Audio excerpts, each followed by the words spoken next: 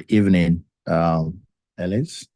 Yes. So we're just going to start off here. So as I said previously, we're just going to take an example and try to think through.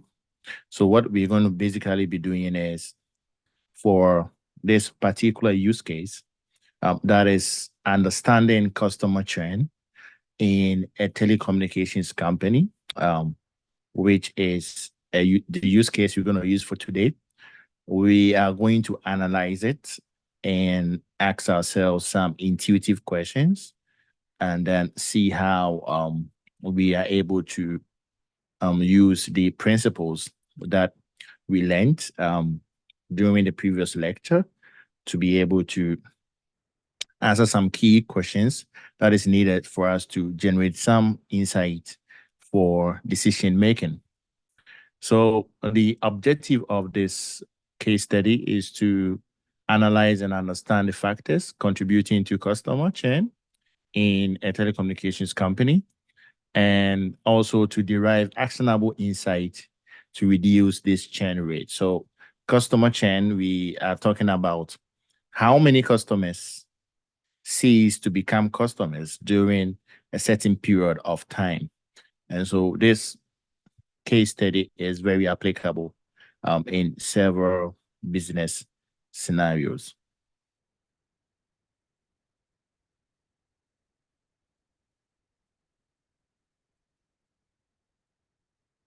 So before we begin, I don't know if you think there are some common reasons why you would stop being a customer to a certain company. I don't know if you don't mind sharing that with us. Welcome, Michael. If I mean, what made you I, stop? I would say dissatisfaction with customer service Okay, or cost. cost. Mm, mm. Okay, yeah. I think for most people it would be cost, right? But Mm-hmm. also for added services like customer service, that is very true. I mean, if you're paying a lot of money for a service and you can't get help when you need it, I think sometimes companies don't take it lightly. Yeah, that's true. So several factors can lead to company customer churn. And so we're going to use data to analyze such a problem. So the first thing that we need to do in every data science project is that you need to understand the problem. So step one, we need to define the problem. I don't know if anyone can help me define the problem. What is the problem we are trying to solve here? How to retain customers. Okay. So the goal is to how to retain customers, right? And so we want to find factors that lead to customer churn. And so the question is that what factors are contributing to customer churn and how we can reduce it. And so then the objective is we want to identify key factors that influence this churn and provide recommendations to retain customers. Yes. So at the end of the day, we want to retain customers. So having been able to accurately identify our problem and also our objective is very important in any data science project. And so we know from here that we want to find the factors that are contributing to customer churn and how we're going to reduce it. And our objective here is to identify key factors. Okay, so in this particular project, I'm not going to use any software. I'm not going to use Excel. I'm not going to use Power BI or do any programming. I want us to intuitively have the data science thinking. And so if we are able to think around it, solve it intuitively, then we can move whatever we said to coding later in this course. So first of all, we have to define the problem, what factors are contributing to customer churn and how we can reduce it, and also identify key factors that influence churn and provide recommendations to retain customers. The second step is that now that we know the problem, we need to now collect and understand the data, right? So what we essentially want to do here is we want to make our decisions based on data. We want to have a data-driven decision. And so we need to collect and understand the data that we are going to use. So let's see what we can do here. So the question is that what data do we need? Okay, so now you know the problem. Okay, your manager comes to you and say, there's a lot of customers leaving our packages or leaving the project, okay, or leaving the company, and we want to find out why. So now you understand the problem. You want to know which factors is leading to this. Now you ask yourself, what data do I need to answer this question to management? Okay, what data do I need to answer such a question to management? And so there are several data sources. You can look at the customer demographic information. Okay. You can also look at the service usage data from the customers. You can also look at the customer account information and their current status, whether they are still part of the company as customers or they are not. So I'm going to show you some columns. For example, if this is our data, right? So let's say this is our data. From these columns, let's see what they mean and how useful they can be. So we have the customer ID that uniquely identifies for each customer, right? And we have the gender of the customer. We also have the status, whether the person is a senior citizen or not. So this is a true or false value. We will say it's Boolean. So it's either 1 or 0. Okay, so 1 means that the person is a senior citizen. 0 means that the person is not. Partner, whether the customer has a partner or not. This is a yes or no field, right? And dependents, whether the customer has dependents. Also, this is a yes or no field. So the other aspect that we can look at, let me see, is tenure, the number of months the customer has been with the company. How long has this person been with the company? And also, since we're looking at a telecommunication company, we can look at phone service, right? So whether the customer has a phone service, yes or no, field. If the customer has multiple lines, if the customer has more than one line, okay, that is a yes or no field. Internet service, type of internet service, DSL, fiber optic, and whether the person has no internet service as well. Also, we can look at online security, whether the customer has online security service, either yes, no, or the person has no internet service and so therefore does not need an online security contract. The type of contract, is it a monthly renewal, 1 year or 2 year? Also, paperless billing, whether the customer has paperless billing, yes or no, and monthly charges, the amount charged to the customer monthly. Also, total charges, the total amount charged to the customer. And finally, if the customer has stopped using our services or not, chain being yes or no, right? So here we want to, the first question I would want to ask is, which of these columns do you think may not have any importance to the problem you're trying to solve? Maybe. And why do you think so?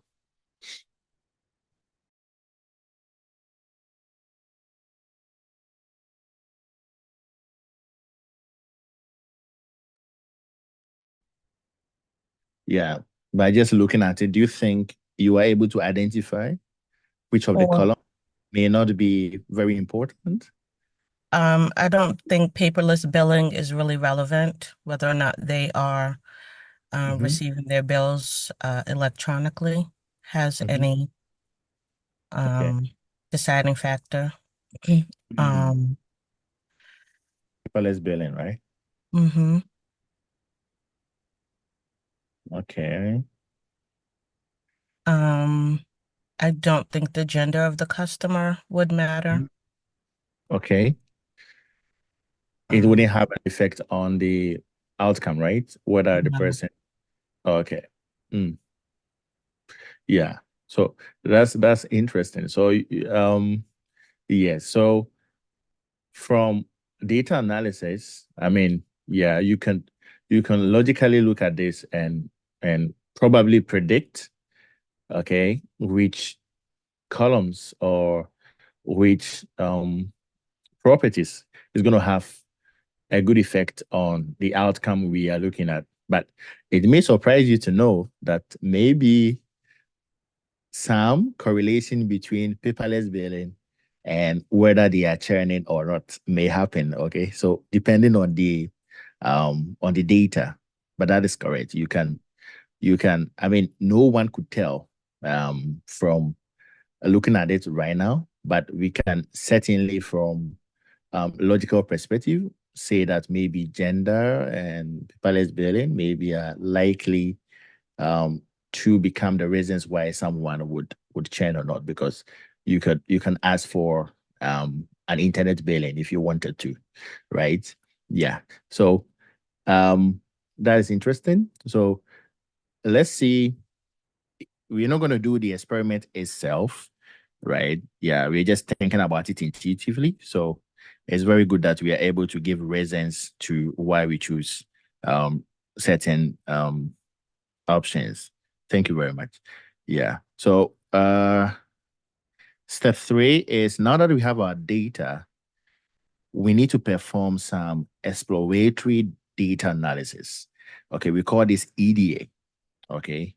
I'm just going to go back here. So what are we doing? We are understanding customer churn in a telecommunications company, and we define the problem. The problem is that we want to identify key factors that influence churn and provide recommendations to retain customers. We don't want to lose these customers. And the second stage, we collected and understood the data, and then we have a sample data here, which has columns and a description so that we know what each column stands for. Now we want to perform some exploratory data analysis. What are some of the examples? For example, what does the data look like?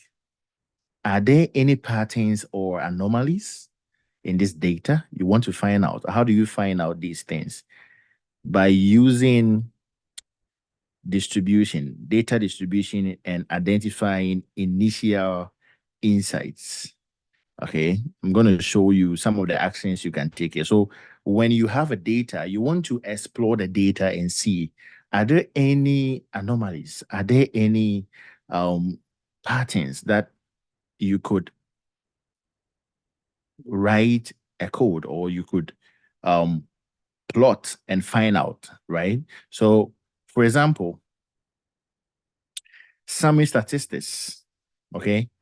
Maybe you want to calculate the mean, the median, the mode, the range, the variance, the standard deviation for numerical columns. Okay, so what are the numerical columns? If you look at our columns here, which of them are numerical? The columns we have here, if you look at them, which of them are numerical? We could have monthly charges, that is numerical. We can also have total charges, also is numerical, right? Let's see, is there any other numerical value? The rest are Boolean, yes or no, or they are words like 1 month, 2 year, and others. Okay, so here we have only two numerical um, columns, being monthly charges as well as total charges. So for these columns, we want to explore, okay? we want to explore. We want to explore what are we exploring? We are looking at calculating the mean, the median, the mode, the range, the variance, the standard deviation for these numerical methods. Why? Why do we need that? For example, if we calculate the mean monthly charges, what this means is that we are able to represent the middle value of the monthly charges when they are sorted in ascending order. And this helps us to understand the typical charge that customers incur. Okay, so we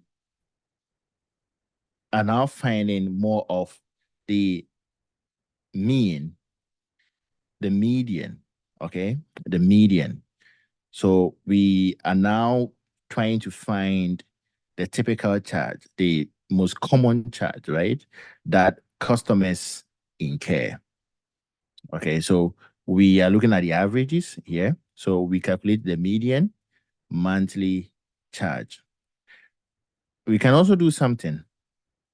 We can do data visualization. We can create histograms, bar charts, box plots to visualize the distribution of the numerical and also the categorical variable. Example, we can create a histogram for the tenure of customers. Okay, let's look at that. The tenure of customers, what is it? Here, it is the number of months the customer has been with the company. Okay, so when we do that, what that gives us is that it helps us to see how long customers typically stay with the company, how long customers typically stay with the company. And so after we get our data, what we do is these exploratory data analysis, and we can do them typically on the numerical values and categorical values as well. So this helps us to understand various parts of our data, which is very important. The next thing you have to do is to now identify key columns and relationships. Key columns and relationships. How does the value of a certain column affect the other? Does it have an inverse relationship with it or not? So how can we achieve that? So the question is, which columns are mostly likely to influence customer churn? Okay. We want to focus on columns that provide valuable insight for predicting what we are looking for, churn. So identify key columns and insights. One is that we can do correlation analysis. Correlation analysis. That is to identify relationship between different variables and the trend. Example, we can check the correlation between the tenor and churn. I mean, we can look at if there is any correlation between how long people stay and actually whether they end up leaving the company or not, or stop patronizing the services of the company. So if a higher stay is negatively correlated with churn, then it means that the longer tenure customers are less likely to leave. Okay, so if the customer has been around for long, then the person is less likely to leave because it has a negative correlation with churn, which would make sense, right? Because the person do like the service. That is why the person is still staying around. Yes. So that is some of the correlation you can look at. You can also give me an example. So this we are just intuitively thinking about this issue. Okay, so we're just using several assumptions here.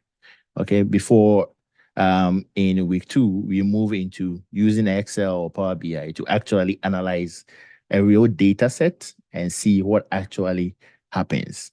Okay, so here I just want you to have the mind of a data scientist, how to think about issues, how to plan for data science projects. And if you're able to do that, it's then easy for you to move this into any software of your choice or even to programming.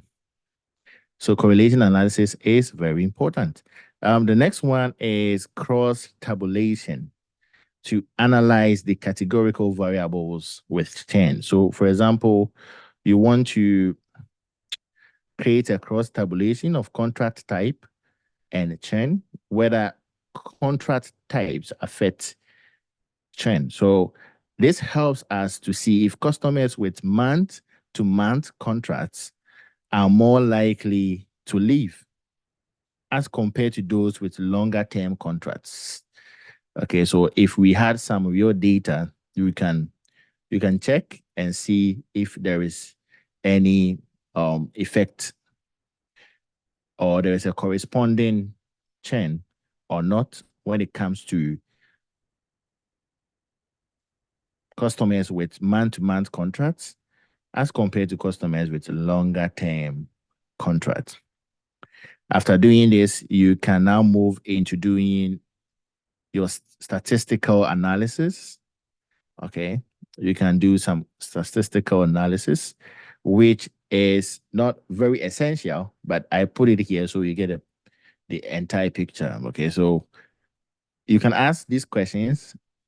Are the differences, are there differences observed in the data, and are they statistically significant?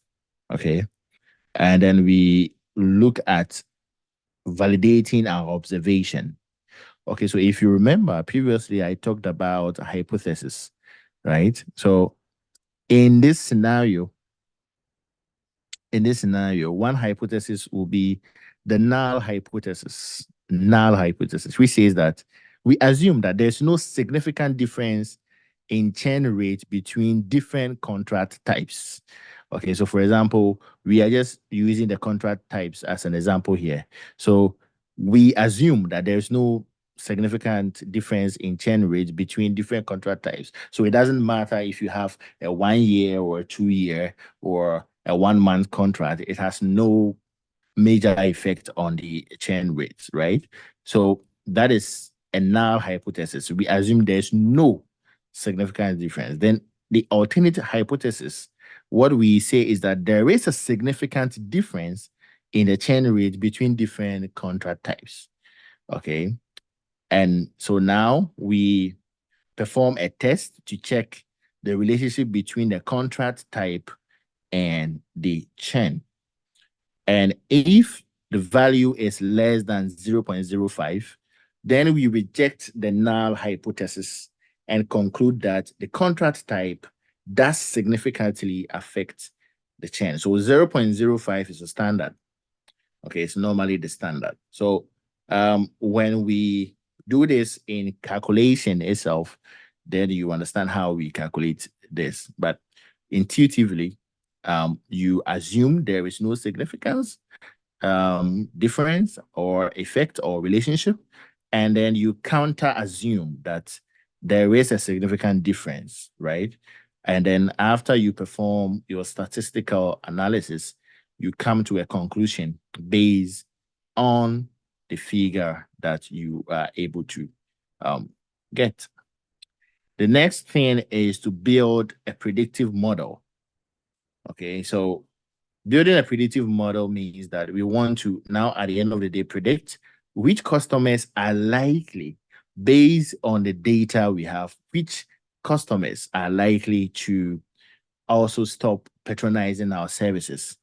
How are we able to know that? Because now we have explored the data enough to know the correlation between some attributes of the customers who actually left the company or who actually stopped patronizing the company's services, and also the attributes of those who stayed, right? And so we are able to now use this to build a predictive model. We're going to look at a high-level concept of what a predictive model looks like. So the questions we want to answer here is, how can we predict which customers are likely to leave or churn? We can use a simple predictive model to identify high-risk customers.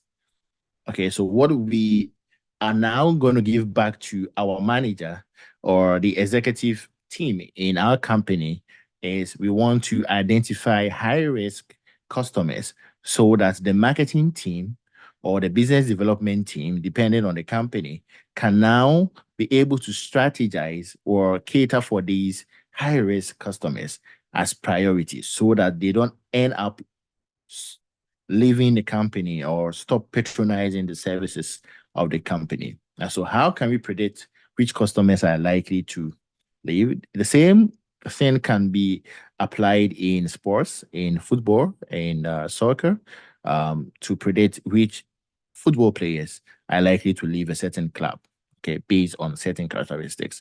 So, we can do this, and it's going to help our company to retain them. So, what do we do?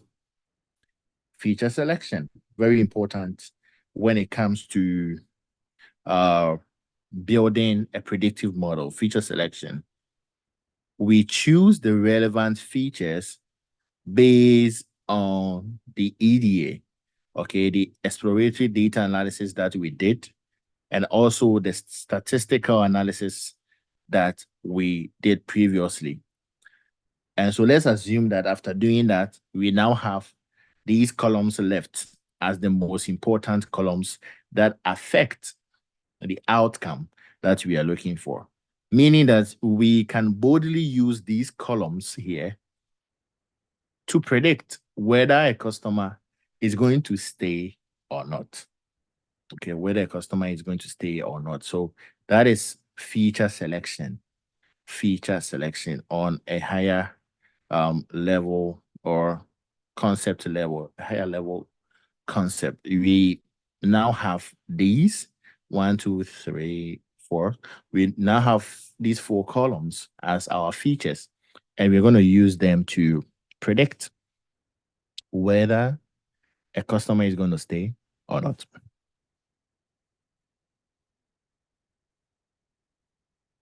Now we have to choose a model that is going to fit this very task.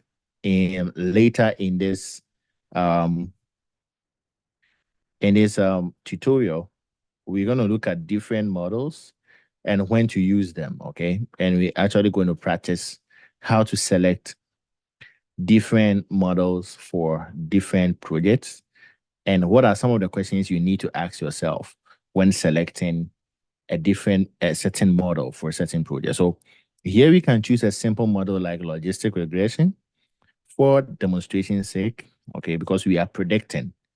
And so we want to use logistic regression, a model which is meant for tasks that involve prediction.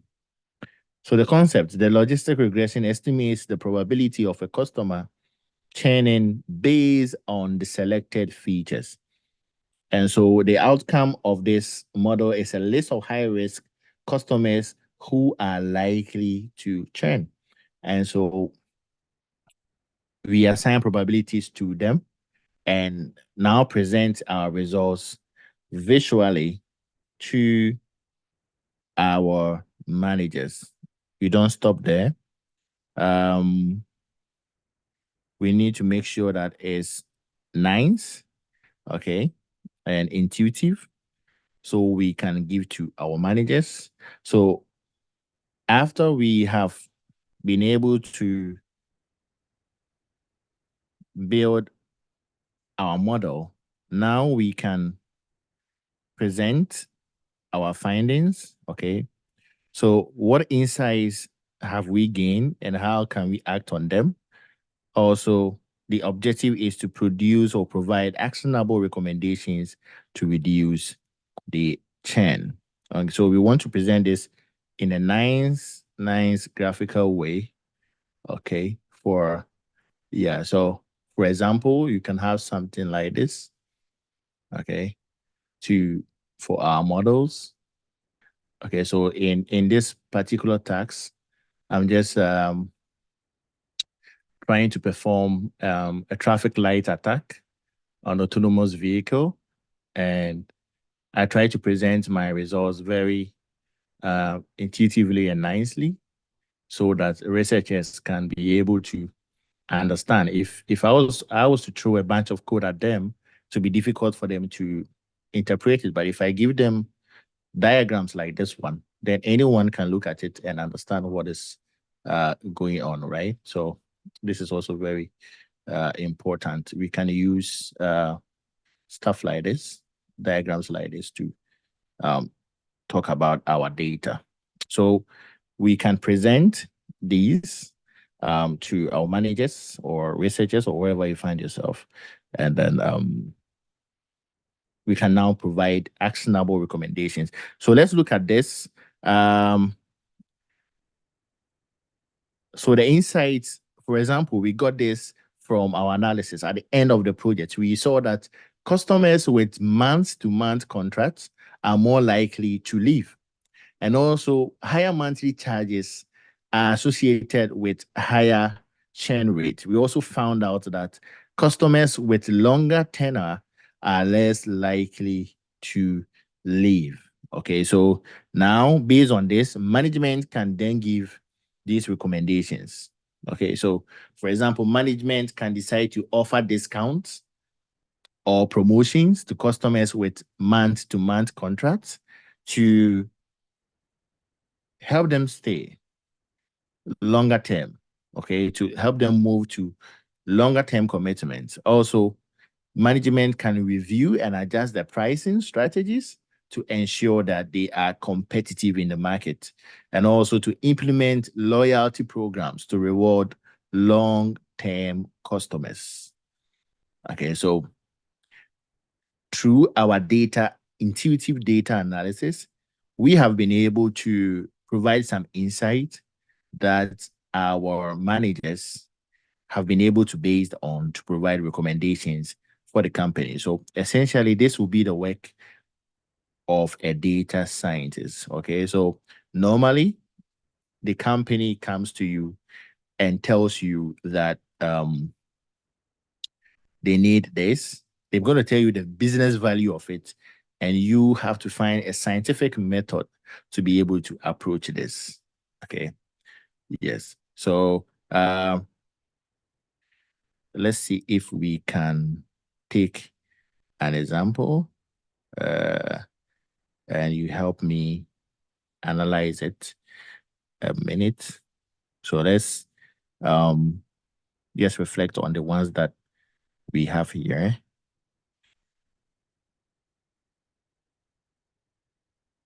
I'm going to give you an example and then you help me to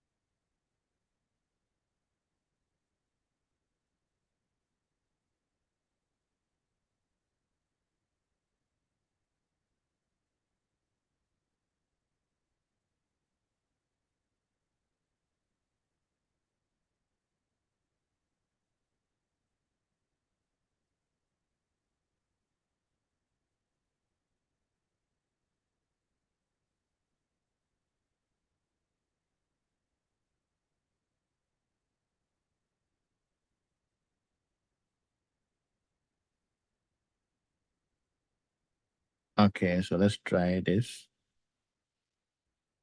Oh, okay, here. I have to stop it here. And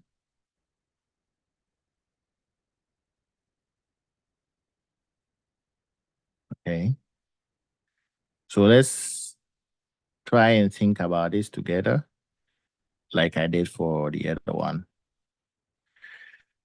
So we want to identify location for school expansion. So you work in a school, right? And your school founder comes to you and says they want to expand the school to different locations. Okay, but they want you to find out which location is best uh, for the expansion based on data. And what they are looking at is that they want to be situated where there is a lot of interest already generated in the school. People are much more familiar or comfortable attending the school um, in that city or that state. Okay, so how do you identify the location for school expansion? What are some of the data you'll be looking at? What are some of the columns you think will be in the data? What are some of the exploratory analysis you do? Let's just have a little conversation about this. So assume the school has a website being monitored. What kind of data do you think you can get from this website that's going to be useful for you to identify the next location for school expansion? And also assume that the school has a good student management system, right, for their current students. What are some of the data you think you can get from the student management system that is going to help you identify the next location for school expansion? Number of students and number of faculty. Okay. From the student management system. Yes. Okay. Number of students and number of faculty. Hmm. Okay. So number of students, are we looking at the entire number of students, or we are interested in some demographics? For example, where are the students um coming from? Which states are they originally from, or how many foreign states students, or what do you think?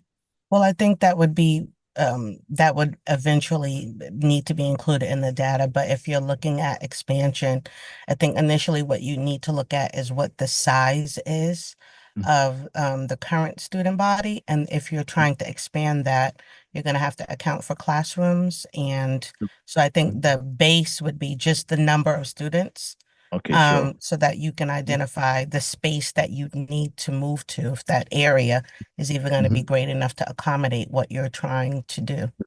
Hmm. Yeah, that's true. Yeah. So the base, then other attributes come after the base. Okay. Correct. Yeah. And what about the website? Do you think there's any data we can get from the website being monitored that is going to help us to create a new branch of the school? Mm, maybe extracurriculars. Mm, from the website. So, for example, normally what the information we normally get from website is where traffic is coming from, right? Yeah. So, yeah. Like the exact, okay. So you mean who was actually accessing the website? Yes. Yes. So, Okay. yeah. Okay. So, Understood. yes. Yeah. So you're able to find out, okay, so there's a lot of people accessing the website from maybe Washington, or accessing the website from maybe another state, right? And so, Understood. Okay. but yes, if you're thinking about expansion, then maybe you are tempted to think that there are some interest from that particular state, because most of the traffic is coming from there also. Yes. Okay. So That makes sense. yeah, so assume the school has a website being wanted. Yeah. So let's just think about yeah, here we just, we intuitively thinking about stuff. Yeah. So we can assume, we can counter cross, we can check them off, and yeah, it's interesting to think of them that way. Yeah, before we even see the actual data and moving. Yeah, because identifying the source of data is also very important. Yeah, so thank you, Rema. You can also, if you want to type, you can type in the chat also. Yeah, that would be also good for us. Yeah.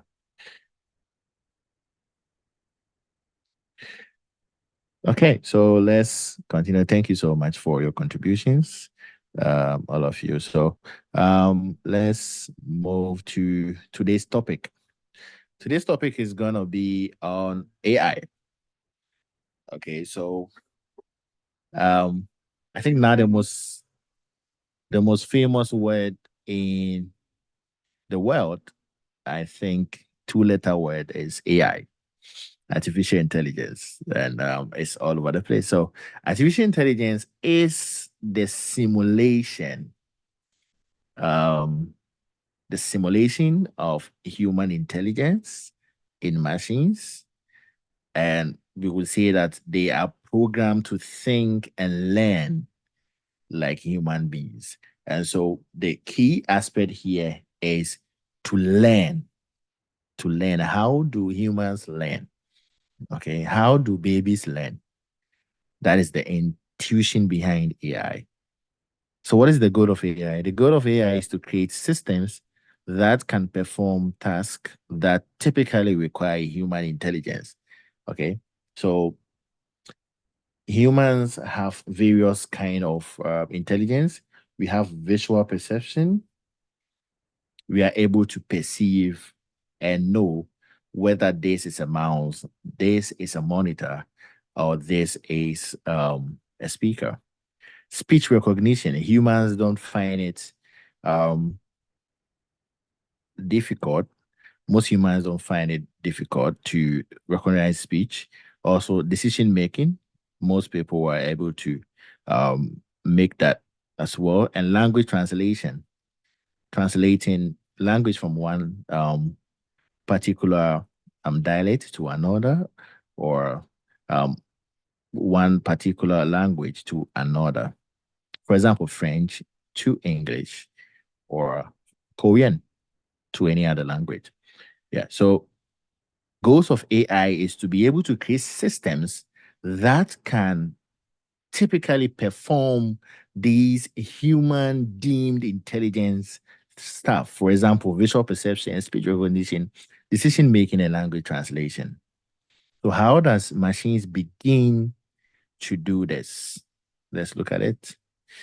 So, before we delve deep into this, we look at the AI term, where it came from, and some history of AI. So in the 1950s, the birth of AI with Alan Turing paper, which was computing machinery and intelligence. And so AI has been around since the 1950s. 1956, the term AI was coined out of the Dartmouth Conference. 1980s, the introduction of machine learning algorithms came about.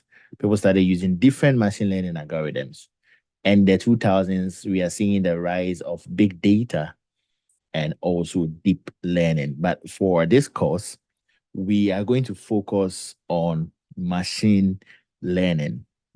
Okay, so the curriculum stipulates that we focus on machine learning. And so we're not going to do very much when it comes to deep learning as well. But I will try my best and give you an overview of deep learning. If you have an interest in that, you can also take it up and study further. So, how does AI work? What is the analogy? Okay. How does it work? What is the analogy? It's very important for us to understand the analogy. And when we do, then most of the terms become relatable to us. Human brain versus AI. So, as I mentioned before, the major goal of AI here is that it is able to perform tasks that are typically require human intelligence, right? And so we can liken AI to how the brain works. So just as humans, we learn from experience, right? AI systems also learn from data. So humans learn from experience, AI systems learn from data. So data is very, very, very crucial. It's like the lifeline for AI systems. AI algorithms, they adjust based on the data they are fed. Okay, so they improve and adjust based on the data they are fed. Like how a child learns from the environment. Okay, so if you have a little child at home, you see the wonderful process of that child learning from the environment. Example, teaching a child how to recognize animals. Okay, so you show a bunch of pictures and mention the name, and now the child begins to recognize these animals and begin to mention their names. It's the same way you can train an AI to recognize images. You give it a bunch of images with a label. This is a human. This is a cat. This is a dog. This is an elephant. Okay, so you can train an AI to recognize images the same way children are trained to recognize animals. So there are several components of AI. We call them the subset of AI. So AI is the broader term, artificial intelligence. And under AI, we have machine learning. Machine learning. So machine learning is a subset of AI. So what is machine learning? Machine learning is they are algorithms that learn from data. The algorithms that learn from data.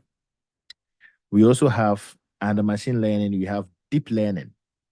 So deep learning is a subset of machine learning, which uses neural networks with many layers. Again, we're not going to focus on deep learning in this course. We just want to focus on machine learning. We won't delve deeper into deep learning, but deep learning uses neural networks with many layers to perform the tasks. We also have natural language processing, the ability to understand and generate human language. Okay, so this has been on the rise. For example, NLPs have been all around us. Siri um, on your iPhone. You'll need to unlock your iPhone first. Okay, I didn't mean to call you. Okay, so on your iPhone, you have that. You also have Echo Dot, and most of them can understand the human language, right? And be able to generate human language as well. So NLP is very um practical now. Chat GPT, always on NLP architectures, they're able to understand and use large language models to be able to respond to you as well. So natural language processing is very important. Do we have a question here? Okay. All right. So it's very important, machine learning, deep learning, and natural language processing. But as I mentioned, we're going to focus on machine learning. Anyone ever done anything with AI? And what is your favorite AI tool apart from ChatGPT? I do AI in Canva and in Midjourney. Oh, okay. In Canva. Mm-hmm. Oh, okay. It makes it easier for you to get your designs up. Yeah, I mean it's the basic, but it's a good entry level AI to generate images and Oh, to okay. help create labels. I make products, so I use it Mm. in Canva and Midjourney to create art to print to canvases. Oh, okay. So you use them in conjunction with each other. Correct. Oh, okay. I see. Okay. So would you say it improves productivity? Absolutely. Okay. So there's no fear of people losing their jobs because of AI? Oh, there's plenty of fear, I think. Uh, I mean, I think there's plenty of things that mhm. AI can replace.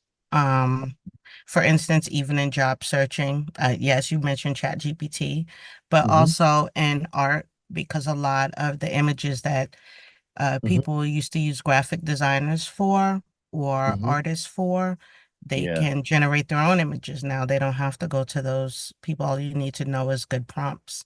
Yes. So, Yes. so Yeah, I that's definitely very true. Yeah, and I think one of the industries also really affected by AI is I think proofreaders, those who normally do proofreading. Yeah, absolutely. yeah. I mean, a lot of AI is changing the landscape. Yes. Okay, that's where I'm gonna take a look at Canvas and also Midjourney. Mm. All right. So NLP is all over the place now. Most of the um, apps we use, interactive ones, are based on NLP architectures, which is good, especially in the customer service um, department. Sometimes it's very, very annoying, maybe talking to a robot because of the space that or the scope that it is able to operate in, but sometimes it's also very efficient using um, NLP bots or let's say robots or chatbots in customer service, and they also really, really improve the service for most customers, which is good. So we delve deeper into machine learning. What is machine learning? It's a subset of AI that provides systems the ability to automatically learn and improve from experience without being explicitly programmed. Okay. So, what this essentially means is that now systems are able to learn on their own without being instructed to. Okay, so previously, when you write a software, you have to um, be able to cater for different scenarios. Different some scenarios are unlimited with a lot of if statements, with a lot of clauses that the systems need to check. Okay, but now with machine learning, systems are able to automatically learn and improve experience without being explicitly programmed.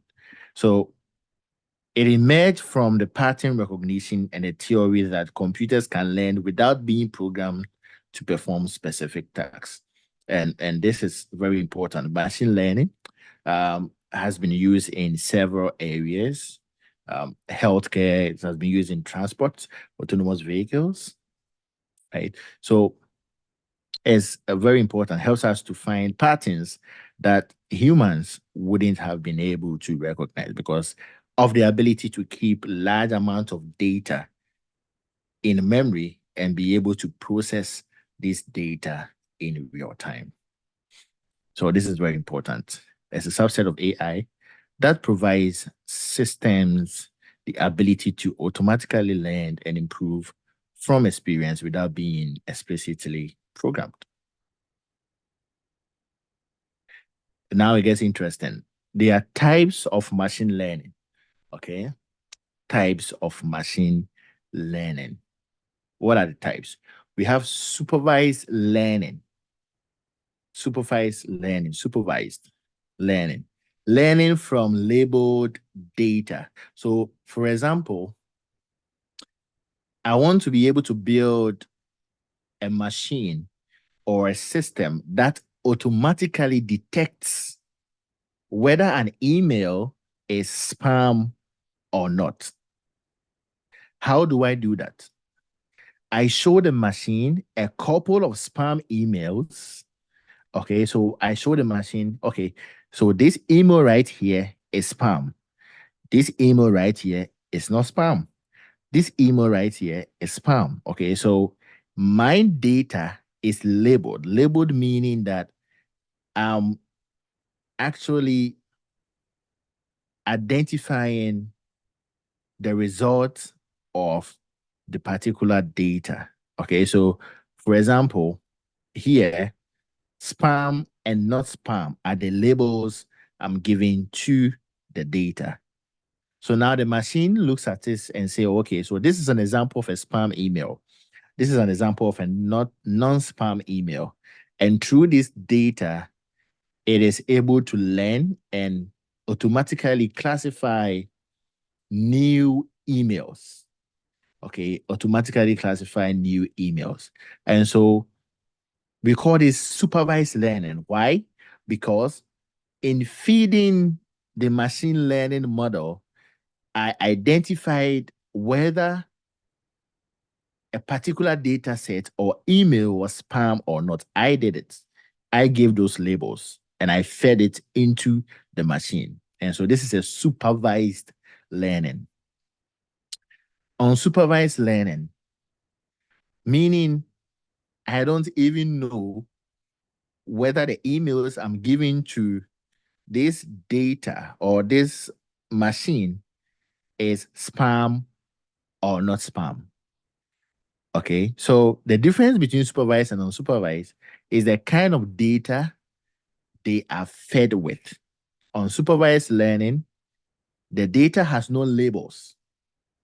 So if it was an email, there's no label to show that this email is spam or this email isn't a spam, not spam, right? And so that is unsupervised. There are no labels. And so because of this, the learning technique now have to find hidden patterns in the data to be able to now group them in a certain way. We're going to look at examples to better explain this. So in supervised learning, you provide labeled data to the model. In unsupervised learning, you do not provide labeled data to the model. Reinforcement learning is learning based on rewards and punishment, like a game. Okay, like a game, like the way a character in a game navigates the environment. It is based on rewards and punishment. Okay, so we're going to take examples so that we are able to explain this better. So before we move to that, just a little recap of what AI is. We said that AI is the simulation of human intelligence in machines that are programmed to think and learn like humans. And so the goal here is that we want to create systems that would have required human intelligence, such as visual perception, speech recognition, decision making, and language translation. And we also mentioned that AI can be likened to the human brain. The differences are that as humans, we learn from experience. AI systems learn from data. AI algorithms, they adjust based on data they are fed, like how a child learns from the environment. And an example is that you were teaching a child to recognize animals. You're going to give the child a couple of images to look at. The same way, if you want to teach an AI system to recognize images, you are going to give it a couple of images for the AI system to look at.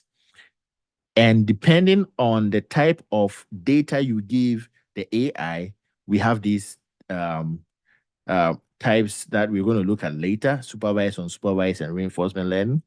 We also mentioned that AI here,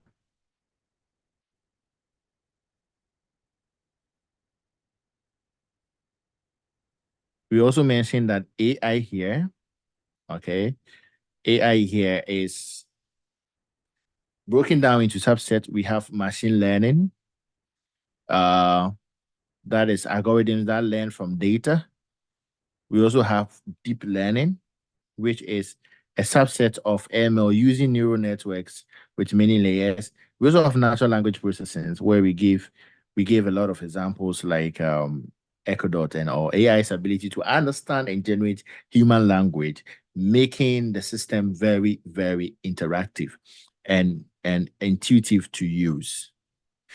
Now we are diving deep into machine learning. We mentioned that the ML is a subset of AI that provides systems the ability to automatically learn and improve from experience without being explicitly programmed, right? And so we also understood that this emerged from pattern recognition and the theory that computers can learn without being programmed to perform specific tasks.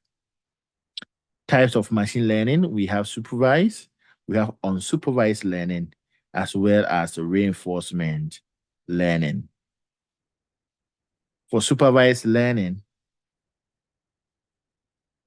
this means that the model is trained on a labeled data set, meaning that each training example is paired with an output label. So, for example, the training sample is an email and the output label is spam, right? The training example is another email and the output label is not spam. So, if you feed this kind of data to a model with labels like this, then it is supervised learning.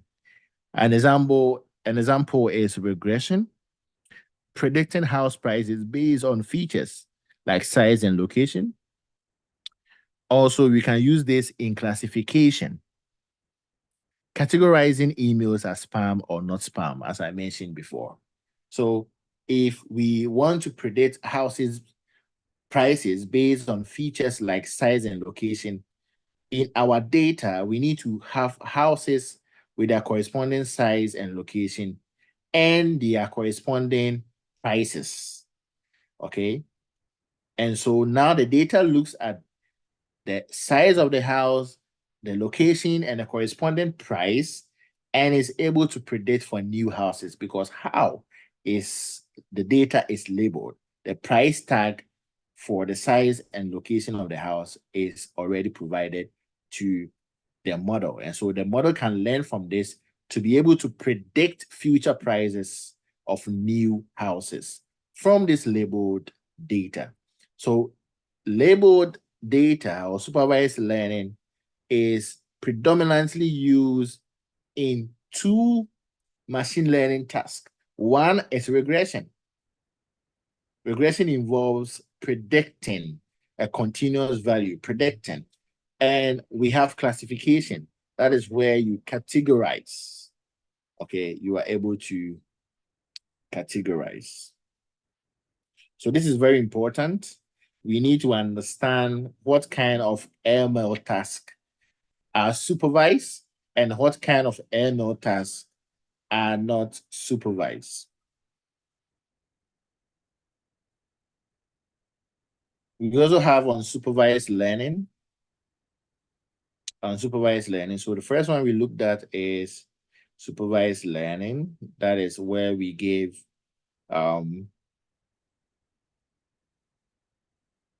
labeled data to the model. Okay. So now we're looking at unsupervised learning. Here, the model is trained on an unlabeled data set. Okay, so unlike supervised learning, where we're able to give the data set with labels, for example, if we wanted to predict prices, we are giving different houses with their price to the model. And so the model has an idea of how the size and the location of the house is affecting the price because we have given it such a data. Okay, so here we are looking at unsupervised learning. The model is trained on an unlabeled data set and must find patterns and relationships in the data. So unlike our labeled data set, here there's no labeling. And so how does the model tell that this belongs here and this data also belongs here? It uses patterns and relationship. Okay, so example is clustering and association. So I mentioned that for supervised, example is regression and classification. And for unsupervised, an example is clustering. What is clustering? For example, grouping customers based on purchasing behavior. Okay, based on purchasing behavior.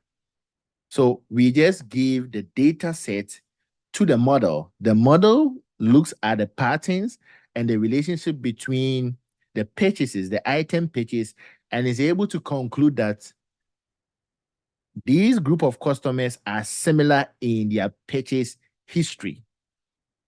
Okay. Also, association. That is finding which products are frequently bought together. So what kind of data set do we feed the unsupervised learning model? Here, we can give it the history of the entire purchase record of the supermarket. And this model is going to use patterns and relationships to identify and come out and say, okay, those who normally buy monitors buy stand. And so these are frequently bought together. Those ones are obvious. They are very unobvious ones that are very interesting to know, depending on the data. And so they can use this information to now rearrange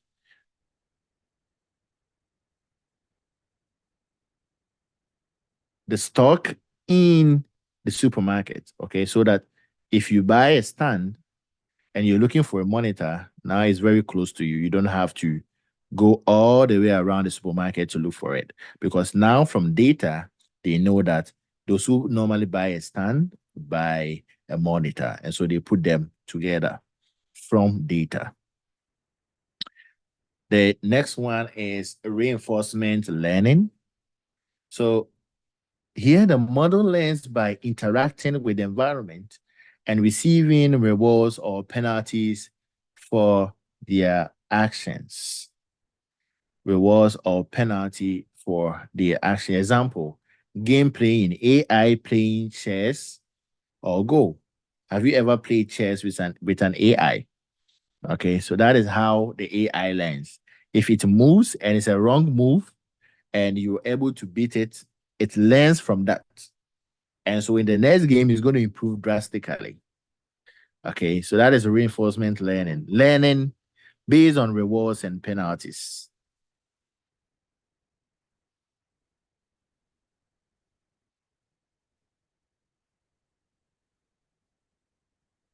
So we typically use this in training robots to navigate and perform tasks. Okay, so we train the robots to navigate and perform tasks. So training robots involve reinforcement learning. And when I say robots, it's not really what maybe you'll be thinking. For example, an autonomous vehicle, okay, uses reinforcement learning by observing the environment and interacting with the environment. Okay. Also, we have robots that are being developed for special purposes. And all these kind of robots navigate or perform tasks and use reinforcement learning where they receive rewards or penalties for their actions and learn from that. We also have regression.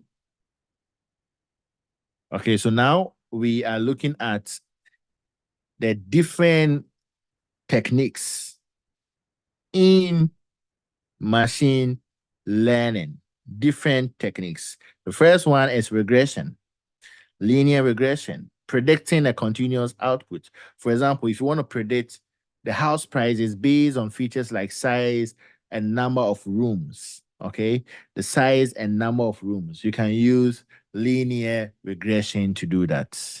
Predicting a continuous output, predicting house prices based on features like size and number of rooms. And as I said, regression is normally used for supervised learning. So in this task of predicting a house's price based on features like size and number of rooms, you have to provide data that states sizes and number of rooms of houses and their corresponding price, so that the linear regression can look at this data, learn from it, and use it to predict the price of new houses.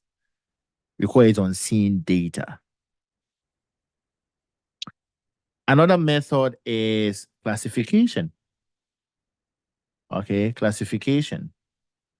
So in classification, we have logistic regression. So here we have linear regression, continuous output, and here we have logistic regression.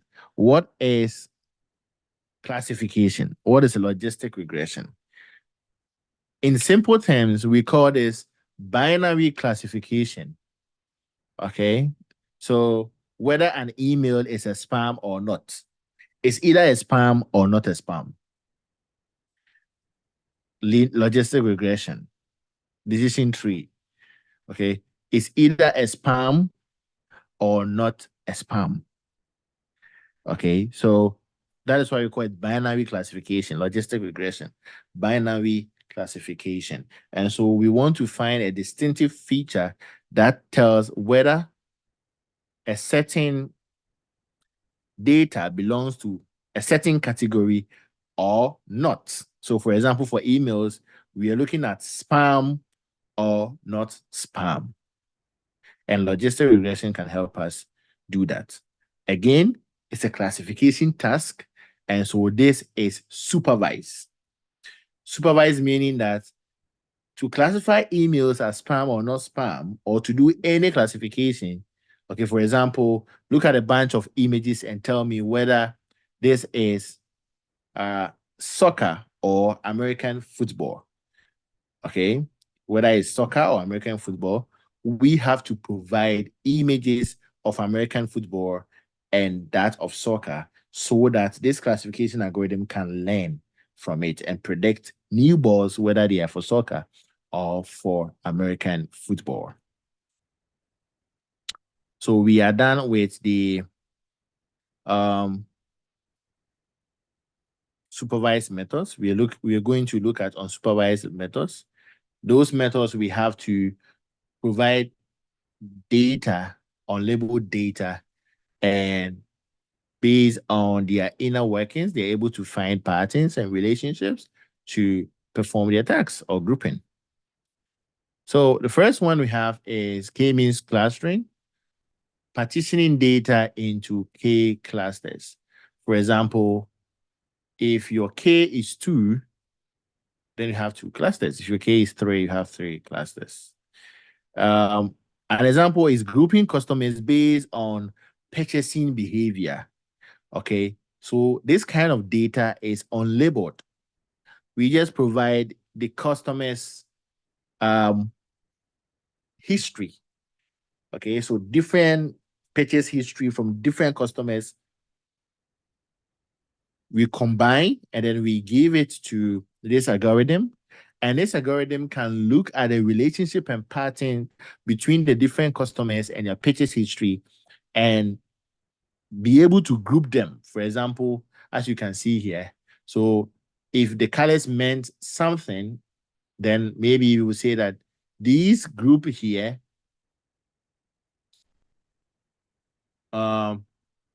maybe share a common taste. Okay, so those in the same color, you see that they are clustered together. Okay, so we have grouped the customers into 3 segments here. Okay, how did we do that? We provided the data set to a clustering model, and it's able to use patterns and relationships to determine where each customer should go, which cluster a customer belongs to. So when a new customer is added, it looks at the behavior of the customer and is able to place the customer among one of these clusters as well. So example is grouping customers based on purchase behavior. So here, classification versus clustering. What's the difference? Classification. Either an adult or a child. Either spam or not spam. We want to learn a feature that distinctively divide our data into two distinct parts, either yes or no, either spam or not spam, either adults or children. Okay, either win or lose, right? And here for clustering, we want to learn behaviors and patterns that is able to cluster data together based on characteristics. So here, see here, we have adults and children. Here, the cluster here, cluster two, adult. And how did we know that these are adults? Through their characteristics. How did we know that these are children? Through their characteristics. Because here we provided the data without saying that this is an adult or this is a child. Okay, but the clustering algorithm has been able to learn some characteristics to identify on its own that these are adults and these are children. Whereas here, we provided data that said this is a child, these are the attributes, this is an adult, and these are the attributes. And so the classification algorithm is able to learn this line to be able to predict unseen data and put them into either children or adults based on the data, labeled data we provided. So here, the data is labeled. Here, the data is unlabeled. So here, we call this supervised learning. Here, we call this unsupervised learning because of the data that we have.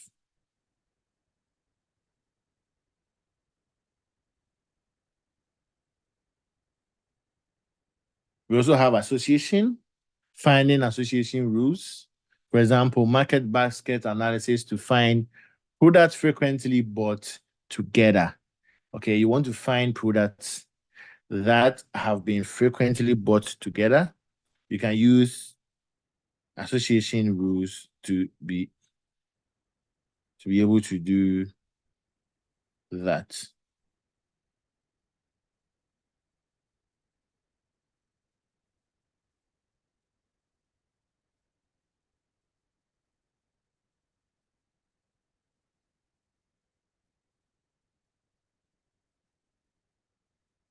Then we move here to a little exercise.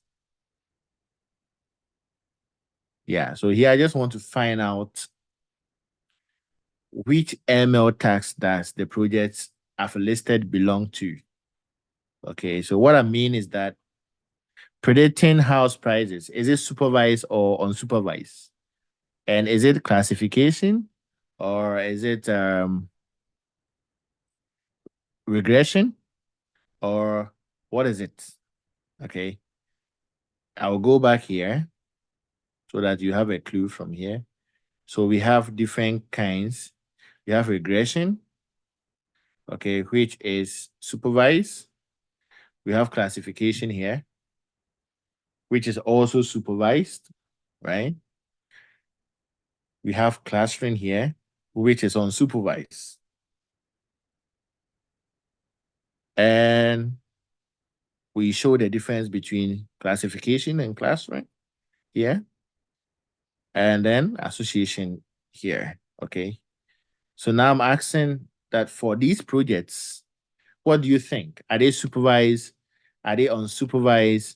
And what kind of ML task do we have here? I don't know if anyone wants to help with this. Michael, Taiwanda, Jessica. Yeah, I Michael. don't know what ML task predicting house prices would be, but I would imagine that's supervised learning. Good. So that is supervised. Okay. And any other? Isn't email spam detection unsupervised? So email spam detection. Hmm. Why do you think it's unsupervised though? Um, well, I'm guessing it's because that'd be Mhm. given a like a set of Mhm. emails and sort of Okay. they'd be unlabeled and it would be trying to find a Mhm. pattern between them.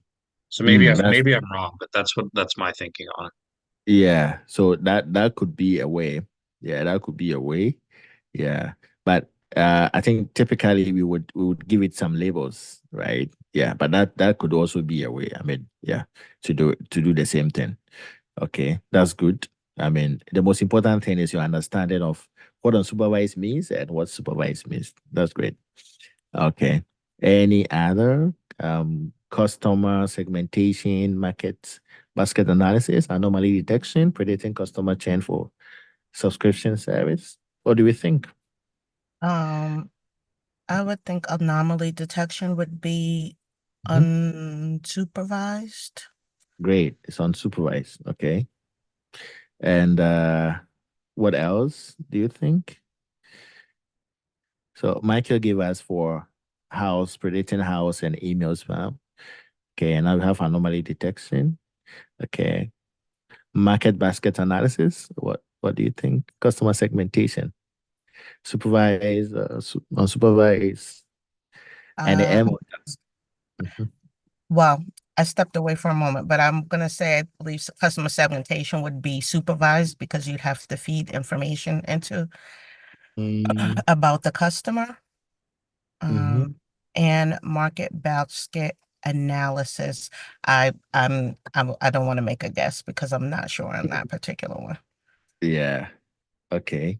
All right. So we're gonna look at that's great from all of you. Let's see what we have here. Okay. So predicting houses supervised regression. It's a regression task. Email spam detection, classification task is also supervised learning, mostly, but you can also, if you want to do it in an unsupervised way, you're free to do that. Customer segmentation for retail. Uh, we may use clustering for this. Uh, we may just give the data to the model for the model to find its own patterns and segment the customer based on some attributes as well. We can also, if we have a target segmentation, then we have to provide labeled data. Yeah, but if we don't want to care about, because we want to allow the model to be able to find hidden patterns that we may not be able to identify. So mostly we will go to unsupervised learning. Market basket analysis, also unsupervised. Anomaly detection, as mentioned rightly, unsupervised. And predicting customer churn, like we did when we started, is a supervised learning approach. So how do we know this? Okay, I'm going to show you some questions you need to ask yourself when you're deciding this. Okay, it makes it easier for you to pick the right ML task specifically. Okay, so before that, I'm just going to go back here and repeat from here just briefly. So regression means that we are predicting a continuous output. For example, predicting house prices based on features like size and number of rooms. And this is a supervised approach, okay? Because to be able to know that there's a house um, is going to have this price, then it means that you would have been exposed to data that tells you the size of a house, the number of rooms, and its price, so that you are able to learn from that and predict for future houses. Classification, you want to tell whether something is either that or not. Okay. And the most common way to do this is using logistic regression. We call this binary classification. For example, we want to classify emails as spam or not spam. The next one is clustering. So clustering here is unsupervised. Why? Because it is able to learn hidden patterns and also relationships and be able to come up with these groupings. Okay. So you fed it with customer data. Okay. And somehow it comes out with this grouping telling you that these here have similar purchase history. These ones here also have the same, and this one here also have the same. in different colors. And so when there's a new customer, it's able to use age behavioral analysis to place it among one of these clusters. Okay. And then we did well to differentiate here. So this is a classification. The same task, we're doing it in two ways. Either classification supervised way or unsupervised way using clustering, right? So here, what is the difference here? So here, classification task. So this is supervised. So the data we give here, we actually labeled it, meaning that we showed example of who a child is, an example of who an adult is. And so this logistic regression algorithm has been able to learn this line that separates adults from children. And so when there is a new data, it's able to tell based on what it has seen previously that either the person is a child or an adult. So here, we gave it labeled data. The model was fed with example of characteristics of children and that of adults, right? And so it's able to learn this this divisible line here. And the other way, so here we call this supervised learning. We're doing the same task here, but look at this. Okay, clustering. So the data we feed here has no label. We don't tell whether the data, a particular data or line of data belongs to a child or an adult. We just give it to the algorithm. The algorithm now learns the patterns and relationships and come up with this same grouping based on the characteristics it learned on its own from the data set. So the data set here is unlabeled. Okay, so this is unsupervised learning. This is a supervised learning. And so that is what we applied here. But now let's make it easier for ourselves by following these questions. So how to select the right ML task? How do you do that? So you ask yourself, do we have labeled data for this? If yes, if you have a labeled data for the task or the project you're going to do, then you have to consider supervised learning. What is labeled data? For example, you have a bunch of emails that have been tagged as spam and a bunch of emails that have been tagged as not spam. That is a labeled data. Okay. And so you will consider supervised learning. If no, you don't have any labeled data, then you consider unsupervised learning. You have a bunch of emails, but you don't know whether they are spam or not. Okay. You have no idea what they are from the start. So then you can consider unsupervised learning. And then you ask yourself again, are we predicting a continuous value or a category? Okay, so continuous value, like a price of a house, okay, or a category, spam, not spam. That is a category. Adult children, that's a category. So what is the end goal of the project? Okay, what is the end goal of the project? For example, in our case, we wanted to predict whether the customer is going to churn or not churn. We would want to predict whether the customer was going to leave or not. Okay, and so we could use category to do that. Okay, if you wanted. And so predicting the price of a house, you can consider regression. Then you ask yourself again, do we need to group similar items together? So these are just questions you ask yourself. Okay, do we need to group similar items together? No. If we do, then we consider clustering if we need to segment data into meaningful groups. What does this mean? For example, here we have clustered, or here you will see it better from here. Yeah. Okay. So we have some groupings. Yeah. And this is unsupervised. We didn't know what groups we were going to get at the end of the day. Okay. We just gave the data to this and yeah. So for example, you want to know customers' purchase behavior. There is ton of customer data set, okay? And you it's not possible for you to be able to know the customer behavior, okay, from the data set. You can feed it to a clustering algorithm and it's going to do the job for you. Yeah. What are some of the questions we have? Are we looking for relationships between items? Okay, so does the tax involve, for example, you want to find which items are bought together.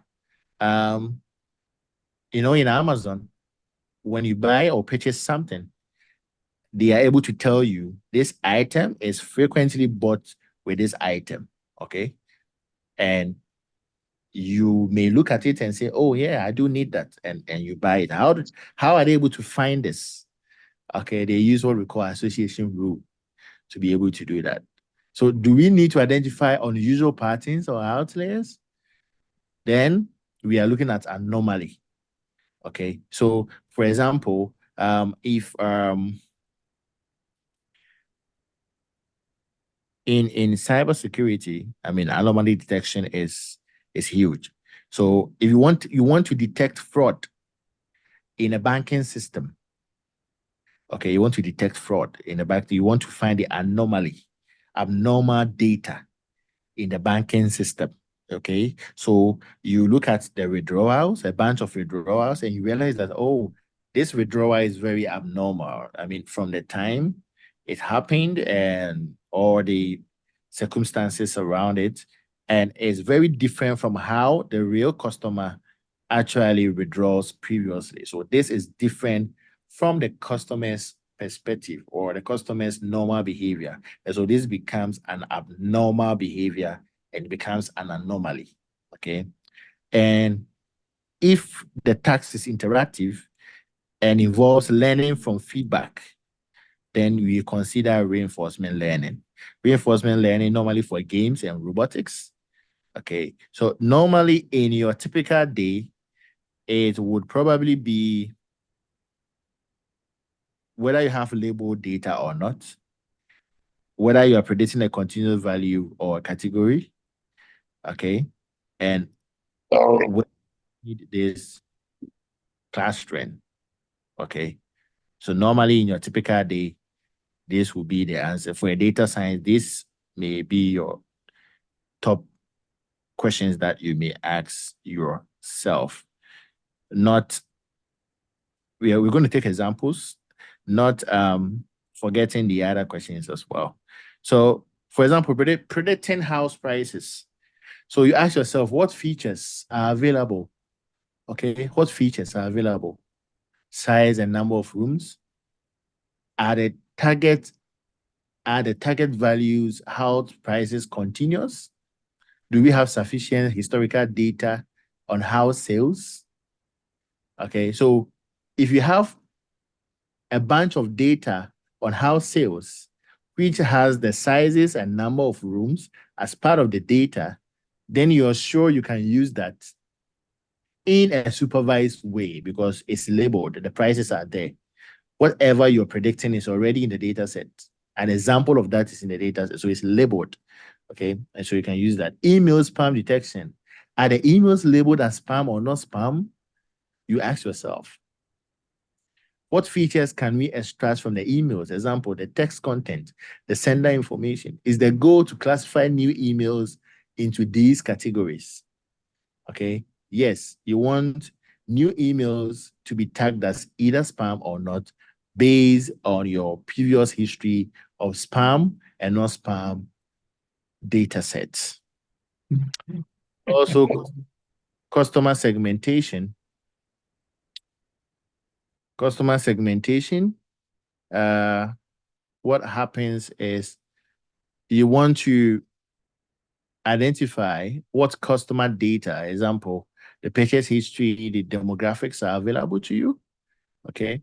And you're looking to group similar customers together without predefined labels.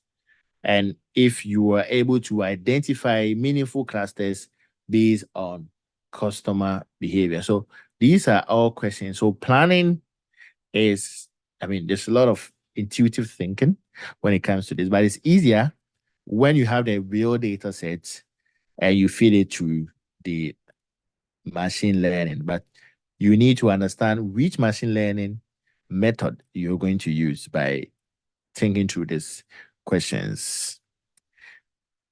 I'm going to end with natural language processing. So natural language processing is a field of AI that gives machines the ability to read, understand, and derive meaning from human languages. As I mentioned, it's all around us, from Echo to Siri and all that. So you are able to talk and interact with these systems. Chatbots, language translation, sentiment analysis, they are all NLP driven tasks. We also have deep learning methods. It's a subset of ML that uses neural networks with many layers to analyze various factors of data. Okay, so large language models, CNNs, RNNs.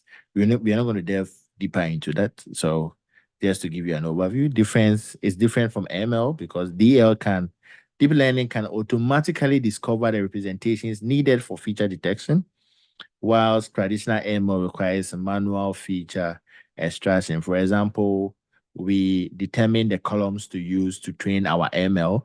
If it was a deep learning model, we don't need to determine which columns are important. It's going to determine that by itself. AI techniques and the overview of AI techniques.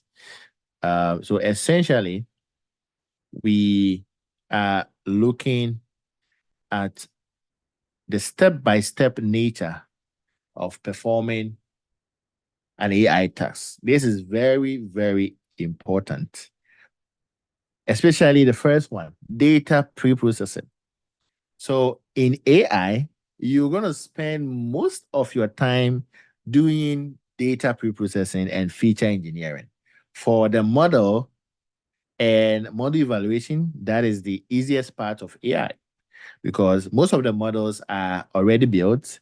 You just need to know which one to call and you are good to go. Okay. But the most of the work is in data processing and feature engineering. That is the difference. That is where all the difference is made. So cleaning and preparing the data for analysis is very important. Also, creating features from raw data to improve the model performance. That is where you show your skills because probably all of you are going to use the same model and also you're going to evaluate your model the same way.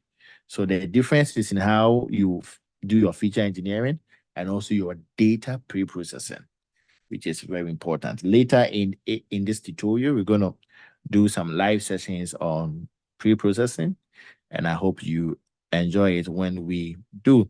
So data pre-processing is important because it ensures the data quality and also consistency. Okay, so for example, you can handle missing values. You can standardize the data. Example, cleaning the data set by filling missing values. So you have a data set and there's some missing values, which is not good. You have to be able to clean these missing values out. And that is just a very simple pre-processing step. Just for examples, is because we're going to delve into that when we actually get to AI. Feature engineering is the process of using your domain knowledge, okay, to create features that make machine learning algorithms work better. Okay, so if we were to create features to determine whether a patient is diabetic or not, okay, we would like to think that having a doctor on board would be very important because the doctor has a domain knowledge, from the medical doctor's work as a medical doctor. he or she is able to help you capture the features that are most important out of the lot. Okay. You can also do that using machine learning techniques, or you can just feed it to a deep learning method, and a deep learning will do it automatically as well for you. So creating new features from existing ones in the data sets, such as extracting the day, the month, and the year from the date column. So if you have a date column that contains the entire date, you want to extract the day, month, and year into different columns, or find programmatically be able to dynamically generate it from that one column, which is very important. As well, model training, as I mentioned, the process of feeding the algorithm with data to learn from. It involves splitting the data into training and test sets. Again, when we get to AI, we're going to do all this, and also training a model to predict customer churn as an example, as we mentioned. So model evaluation here, that is assessing the performance of a machine learning model. We can use different metrics. You can assess the performance based on the accuracy, the precision, the recall, F1 score. Okay, we're going to delve deeper into these ones when we get to machine learning, but just to show you the flow of how it works. Also, hyperparameter tuning, optimizing the parameters that control the learning process of the model. You can do that through grid search and random search. So, for example, you want to, let me see if I have an example here. Okay, so this here, so this is a grid search. Okay, this is a grid search here. So I'm looking at the correlation between the threshold and the noise level here, and the noise level, okay, and their effect on this performance metric. Okay, so I'm trying to find the combination of threshold and noise level that gives the best performance by looking at these points here. Which one has the highest peak? Okay, essentially, same thing I'm doing here, same thing I'm doing here. Okay, so when we get there, we would learn more about it, but it helps you to be able to answer very key questions when it comes to finding the right parameter to pass to your model. Applications of AI. I know we all have used AI in different sectors. Healthcare, diagnosis, and personalized treatment, finance. We can look at fraud detection and for trading.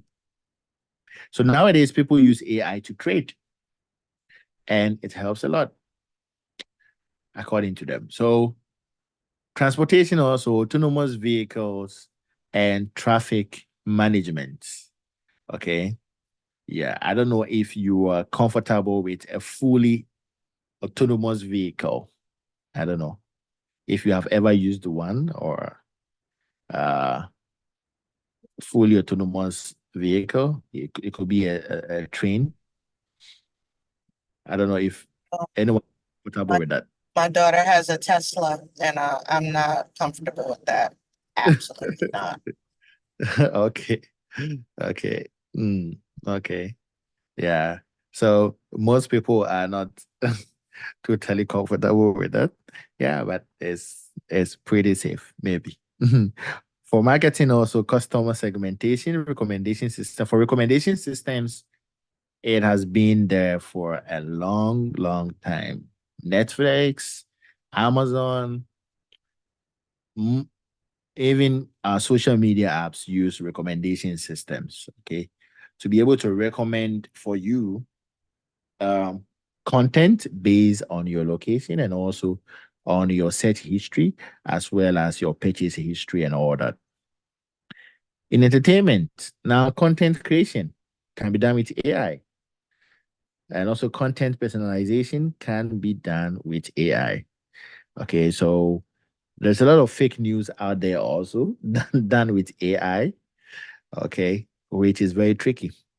Okay, so part of my research is to detect fake news, and it's very tricky. So you could see a very popular figure talking about a certain trading method, and you could fall for it, right? But it the person has no idea about the video. It was generated for malicious purpose. So whilst AI is being used for positive stuff, it can also be used for malicious purpose as well. Example, in healthcare, um, we looked at a broader application, but now examples, AI systems diagnosing diseases from medical images, AI recommending personalized treatment plans based on patient data. That's good. And it can improve accuracy in early detection and also personalized care. So normally in healthcare, you may have a human in the loop system where a doctor actually confirms the diagnosis, right? So it does the preliminary diagnosis and the doctor confirms it. Yeah. So AI as an assistant or as a help to um, make the work easier for the doctors as well. AI in finance, fraud detection, even in credit scoring and all, AI is used. So AI system detect fraudulent transactions in real time because of anomaly detection and behavioral analysis. Algorithmic trading, AI making trading decisions based on market data. So you can basically let AI trade for you. It enhances security and it improves efficiency, which is boldly claimed. AI in transportation, autonomous vehicles, self-driving cars, using AI to navigate and avoid obstacles. Also, traffic management. We use AI systems to optimize traffic flow and reduce congestion.